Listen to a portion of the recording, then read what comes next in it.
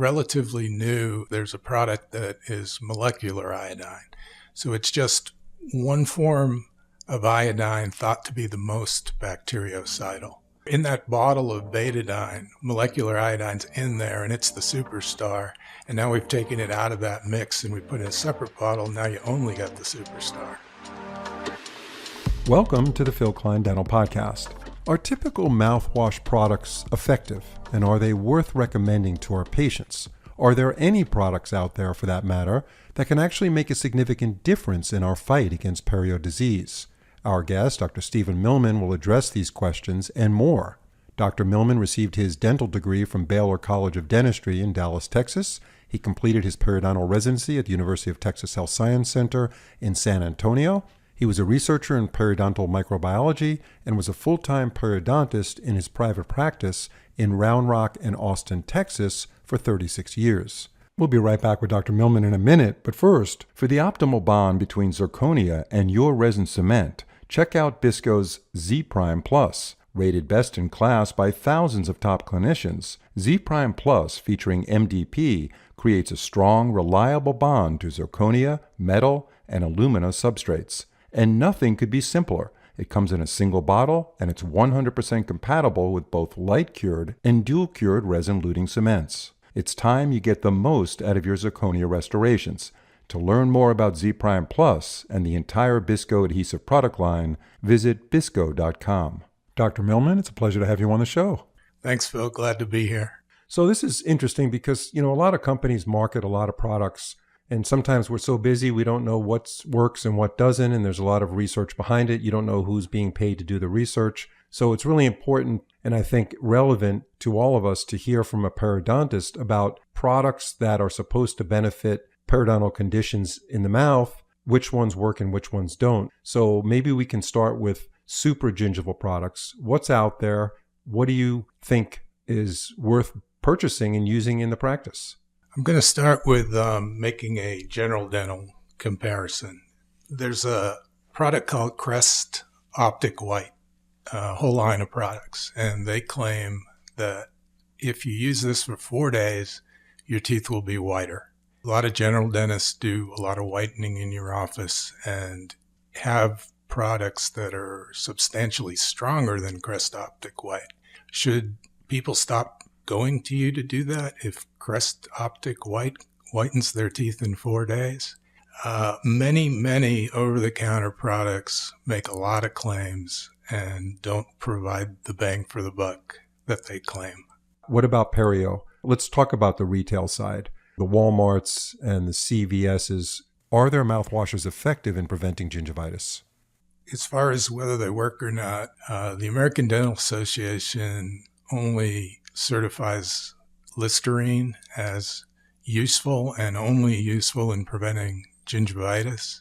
Products with acetylpyridinium chloride in them may reduce gingivitis. These products say they reduce gingivitis, but they largely cannot say they reduce plaque because they largely don't. So they may modify the biofilm enough that it doesn't cause as much gingivitis, but plaque doesn't come off unless you use something mechanical, such as a toothbrush. The only really useful product against gingivitis is something like Peridex or Perioguard. It's prescription, it's chlorhexidine, and there's a huge difference to it because it has a property called substantivity. Nothing else in the supermarket has substantivity. In other words, you rinse with even Listerine. It dissipates. You've got saliva that washes it away. You eat food. With these things that you want to make your breath fresher, do you use them one time and your breath is fresh for a very long time? They dissipate quickly because they wash away. Substantivity means they don't wash away. Chlorhexidine sticks to oral tissue throughout the mouth and slow releases over 12 hours. Because of that 12 hours, if you use it twice a day, it does work to prevent gingivitis. Any side effects with chlorhexidine? Chlorhexidine tends to make a black stain on the tongue, on the gum line in some people. Some periodontists say that if it didn't stain, I'd have all my patients on chlorhexidine every day because it does work. That staining is a big problem. It also blunts taste in some people, which is pretty unpleasant. Yeah. So you got a product that works that has significant downsides. Typical mouthwashes. Are you saying that non-chlorhexidine mouthwashes are really just a waste of time and money? I think they're a waste of time and money. I think if you want to use a mouthwash, a good one might be using hypochlorite. In other words, Clorox. Phil, have you used sodium hypochlorite to clean out root canals? Yeah, but I wouldn't be rinsing with it. Right. But if you dilute it enough, which the dilution is 1 teaspoon to 12 ounces, it's safe to rinse at that level. And it probably will kill more bacteria than any of these things that are on the supermarket shelf. But what about the substantivity of that? Not good, but I'd hold it out there to be equal to anything in Walgreens. I still feel a little bit hesitant about rinsing with Clorox just because it could be swallowed, even in the diluted form. How about salt water? That won't be as deadly. Well, salt actually has antibacterial effects. Your point is that it's not necessarily you're promoting rinsing with sodium hypochlorite diluted, although you may be. No, I'm you're not. You're saying that I'm saying that if you feel like you have to do something, why go out and buy a bottle of something for $9 when you can make gallons? Well, let's expand on. I'm saying the American Dental Association is saying. Right. Another way of thinking about this is there is $16 billion a year of those products sold, and there's still a lot of periodontal disease. If these products that get newer, better, have more pizzazz every day actually worked, why didn't the gum disease go away? So we haven't seen any improvement in treating gum disease with these products, these at-home products that are sold over the counter in this form that you're talking about. Low substantivity characteristics like a mouthwash, a non-chlorhexidine mouthwash. In your opinion, they haven't really done anything for the health of the patient regarding their perio health. No, not the health of the patient, but the checkbook of the stockholders, yes. Yeah. Okay. Well, that's good to know. So we're still talking about supragingival products. Any other supragingival products other than chlorhexidine, which is prescription only, any other product would be useful in your mind for a patient to use where they could purchase it over the counter? The problem becomes you're comparing it to brushing and flossing, or if there's a little bit of recession, brushing and using an interproximal brush. No one can prove that their product is better than brushing and flossing because brushing and flossing works. So you're not adding anything. Right. So if you do want to rinse with whatever you want, whatever tastes good, Yeah. bubbles the right way. I can't really disagree with you because I've been, as we talked offline, I've been flossing for 40 years. I started doing it in dental school, and I have no bone loss. I don't go to the dentist near as much as I'm typically supposed to. That's really upsetting, Phil. Yeah, right. I know. A lot of dentists don't, though. They stay out of that. But and I've never used mouthwash. Never. I always thought it had alcohol in it, which bothered me. So in your mind, as a periodontist and somebody that's practiced almost 40 years, they haven't come up with a mouthwash that's even close to the effectiveness of brushing and flossing, basically. No, I got a better idea. Each time you buy the mouthwash, throw $5 in a can and go to the dentist and get your teeth cleaned one more time a year. Invest the money. Dollar cost average. Reinvest it at the dental office. Yeah, right. There you go. All right. Okay, so that's it for supragingival. Now let's... Just before we leave that, ozone's gotten a lot of talk lately about an antibacterial. And this is also, if you actually want to evaluate these products, look at their research and see if their claim is that some of them claim they kill 99% of bacteria. You're going to find out that they did that in a petri dish in a laboratory. That didn't happen in a patient's mouth. So how was that applied, ozone? As far as the ozone goes, there are gels that you can, water additives. Where it came from is we were looking for ways to mitigate COVID-19, and ozone does kill viruses. So it started out as an antiviral, anti-COVID-19 rinse. It does do that. So pre-rinsing before a dental appointment, if you're trying to avoid COVID-19, that's a good use. Right. But again, you're almost implying with a lot of these products that we don't want people to floss. We don't want them to brush their teeth adequately because they're lazy and they won't do it.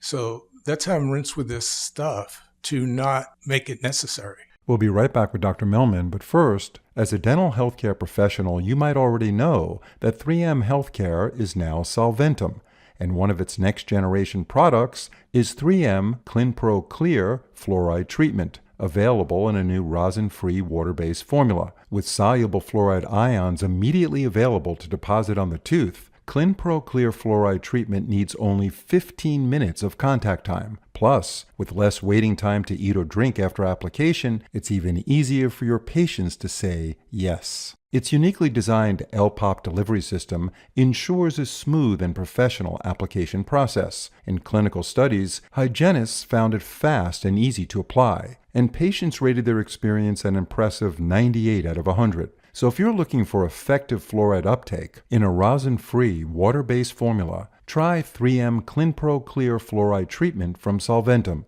To learn more, visit solventum.com. Let's talk about subgingival products. And what I want you to talk about actually is what you used in your practice over the years. Okay, you said you practiced 36 years. Let's go back a long time when you first started. Were you using something sub-G differently than you were using when you retired? Or did you find something that really worked and you switched over to it? Or have we made progress in this area? Tell us about that and tell us which products work. It's good that you put a timetable on it because the research done way back when, 36 years ago, they took a dye and used it in an irrigator and put it into a periodontal pocket of a patient that there was reason to extract that tooth. And they extracted the tooth and look what happened to the dye. And what they found is the dye doesn't migrate very much. So you can't effectively squirt stuff under the gum. It also doesn't bottom out at the bottom of the pocket. The physics has it splashed down to maybe 50 to 60% at best, but it doesn't hit the bottom of the pocket. So from a delivery system point of view, we don't have a way to coat the entire pocket, whatever stuff, the magic bullet. We don't have a way to deliver it to kill the bacteria, which in and of itself is a problem. Secondly, there is gingival crevicular fluid that comes out of pockets, which essentially is a water flow going from the bottom of the pocket to the top. So you put something in there and it's going to wash it back out the top. That's what it does. So you're talking about not only are we challenged with the right material, being the ingredients of that material that actually do the job, but also the logistics of getting the material to where you want it to go and stay there for a period of time where it can do its job. So those are the two challenges. True. So if we want to make global statements about subgingival products, the placement technique is very difficult to impossible. So you're only going to get a marginally positive effect no matter what you do with these. Now, didn't they come out with a Reston where these little tiny beads were designed so that they would get down into the pocket and stay there? As a periodontist, and I think many periodontists, it's not used much in the practice. The way I used it was in trouble spots. So very rarely used it up front during scaling and root planing. Let's say the patient's on maintenance and then all of a sudden we got a single site or two sites that are bleeding, 6mm pockets that are bleeding. Those single sites I would consider putting a Reston in. Almost it's better than nothing. But using it globally to treat periodontal disease I wouldn't do. The research on it that they claim is so wonderful is minimal attachment gain on the order of 0.25 millimeters, which is not clinically significant. And the research only goes out about 9 months. If you go out 12 months, Reston plus scaling and root planing and scaling and root planing alone have the same results. But you still use it occasionally in local areas. Yeah, it was in the office, but we wouldn't go through it very fast. Other than that, as far as sub-G medicaments or products that we're talking about in this podcast episode, what else is in your quiver? So at some point, I spoke to a microbiologist named Jorgen Slotz, which was the Hall of Famer in periodontal microbiology. And we were talking about something else, but at the end he said, start irrigating with betadine. Take my word for it. This stuff works. So I've done a lot of pocket irrigation with betadine, which is an iodine mix. The thinking being, first of all, it's cheap. Betadine itself you can get over the counter at the drugstore. Second of all, it's harmless because iodine's used in surgical scrubs, all sorts of disinfectants. And thirdly, it's bactericidal. Bactericidal means it kills on contact. It touches bacteria, they die. Whereas Arrestin is bacteriostatic. It needs to be metabolized and it works through the blocking of the bacterial RNA, allowing proteins to express. So just conceptually on that regard, I would rather have something that kills on contact that has to go through some process to kill. And that's something you were using in the past when you first started practicing, or you continue using betadine all the way through? When I started practicing through probably, 15 years or so, very few people were doing any kind of pocket irrigation. So when did you start the betadine irrigation? Could be 20 years ago. And you delivered that through an ultrasonic scaler? We used a side-ported endo syringe. Oh, side-ported. Okay, so you didn't use any kind of sonic delivery? No. Conceptually, we either scaled in root planing with anesthetic, or if it was during a maintenance, we root planed without anesthetic, and then took the side-ported syringe, and wherever there was a pocket, we squirted some in. What did you find as a result of that? I don't have statistics to tell you. You're using a product that costs very little, and you can do many sites for pennies, whereas with something like Arrestin, you can do many sites for $800. So if you also think of the ability for things to move around the pocket, if you have Arrestin, if you want to do a whole pocket, you got to probably pump 4 of them into one tooth because you got to paint the whole thing. With the betadine, you just keep squirting. Go all the way around like a periodontal probe and squirt it in there. Okay, so you leave that liquid in there in the pocket and release the patient. Yes, with the knowledge that it's going to flush back out of there.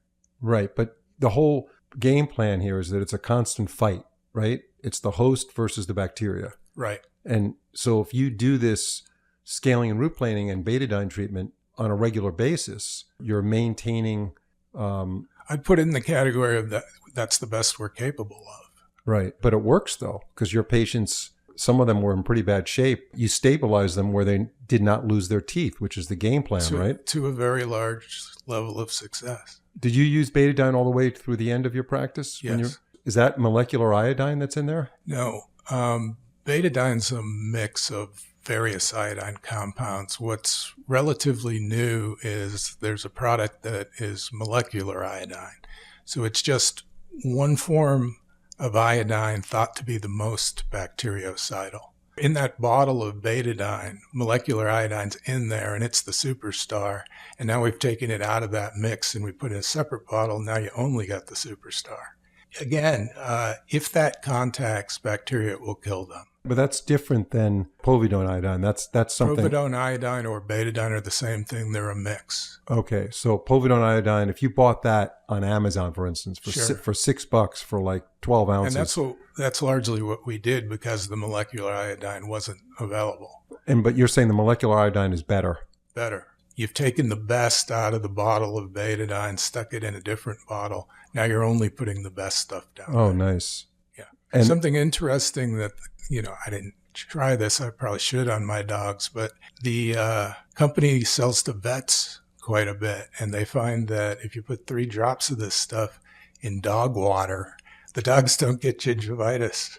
All right, Dr. Milman, another good podcast episode. So we heard it from the periodontist himself. Thank you, Dr. Milman. We appreciate your insight, and we look forward to having you on future episodes. Thank you, Phil. If you're enjoying this podcast and have an Instagram account, please follow us, Phil Klein Podcast. Every week, we'll be adding high-quality, relevant content. And to support this program, please leave a review on your favorite podcast platform. It really does make a difference. Thank you so much for listening. See you next time.